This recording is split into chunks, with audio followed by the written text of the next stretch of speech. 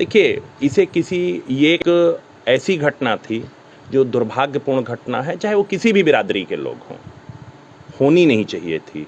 और जो भी दोषी होगा उसके विरुद्ध हमारी सरकार जितनी कड़ी कार्रवाई हो सकती है उतनी कड़ी कार्रवाई करेगी। यादव बनाम ब्राह्मण हो तो नहीं रहा है लोकसभा चुनाव। देखिए, मीडिया चाहे जो करे, लेकिन हमारी सरकार किसी भी पक्ष को, लेके थोड़े गई है।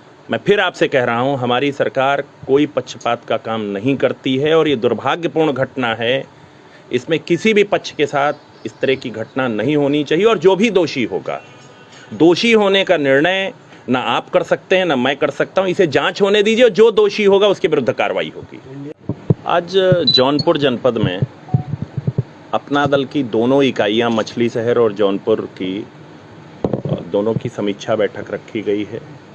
संगठनात्मक सुधार की जो आवश्यकता होगी, इस समीक्षा बैठक के माध्यम से हम लोग उसको करेंगे। जाति गणना बिहार में हो गई, उत्तर प्रदेश में कब? देखिए, जाति जनगणना के मामले में तो हमारी पार्टी की नीति स्थापना के समय से स्पष्ट है। हमारी पार्टी तो प्रारंभ से जाति जनगणना मांग करती रही है। इसमें दूसरे लोगों के लिए चुनावी फार्मूला है, जिनको लगता है कि इससे कुछ उन्हें राजनीतिक लाभ मिलेगा, पर हमारे लिए तो इमोशनल इशू है। ये हमारी संवेदनाओं के साथ जुड़ा हुआ विषय है। किस हद तक दबाव बनाएंगे जनगणना? माननीय प्रधानमंत्री जी ने पिछड़ों के लिए हमारी नेता की मांग पर आदरणीय अनुप्रिया जी ने जब जब विषय उठाया है, चाहे केंद्रीय विद्यालय हो, चाहे नवोदय विद्यालय हो, चाहे सैनिक स्कूल हो, और चाहे नीट में आरक्षण का विषय हो, सब विषयों को गंभीरता से लेते हुए उस पर सकारात्मक निर्णय पिछड़ों के पक्ष में किया है। तो इसमें दबाव बनाने की कहाँ आवश्यकता है? ये तो हमारी मांग है और हमें पूरा विश्वास है कि जिस प्रकार से पिछड़ों की इन विषयों को हल करने का प्रधानमंत्री जी ने काम किया है, वैसे ही उनके नेतृत्व वाली एनडीए की सरकार निश्चित तौर पे इस पर भी सकारात्मक निर्णय लेगी। आशीष जी, जो जिस तरह से बात चल रही है जाति जनगणना की, तो क्या लग रहा है कि ये सियासी ज़रूरत है या कुछ मतलब वाकई जो है?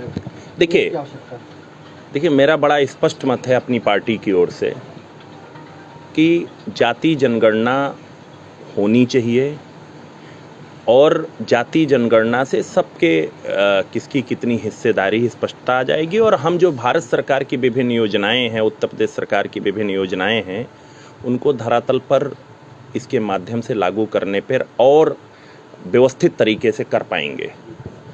पर मेरा ये भी मानना है कि उत्तर प्रदेश में 4 बार समाजवादी पार्टी ने सरकार बनाई थी, और जब ये सरकार में थे तो इन्हें जाति जनगणना की याद क्यों नहीं आई? एक भी कागज इन्होंने जाति जनगणना के पक्ष में अपनी सरकार में रहते हुए अगर कुछ किया हो तो इनको जनता के सामने उसको पेश करना चाहिए। इसको चुनावी फार्मूला बनाने की कोशिश कर रही है समाजवादी पार्टी, इसके अलावा कुछ नहीं। क्या 2024 लोकसभा चुनाव में जाति जनगणना मुद्दा होगा? मैं फिर आपसे कह रहा हूं, हमारे प्रधानमंत्री जी ने पिछड़ों के लिए, मैंने आपको कुछ बिंदु गिनाए हैं, बहुत सारे बिंदु हैं, जो आप उनकी लिस्ट करेंगे तो हमारी नेता ने जब जब वो विषय उठाए हैं उनको प्रधानमंत्री जी ने बहुत ही गंभीरतापूर्वक लेते हुए किया है। तो एनडीए की सरकार ने तो पिछड़ों के लिए बहुत सारे काम किए हैं।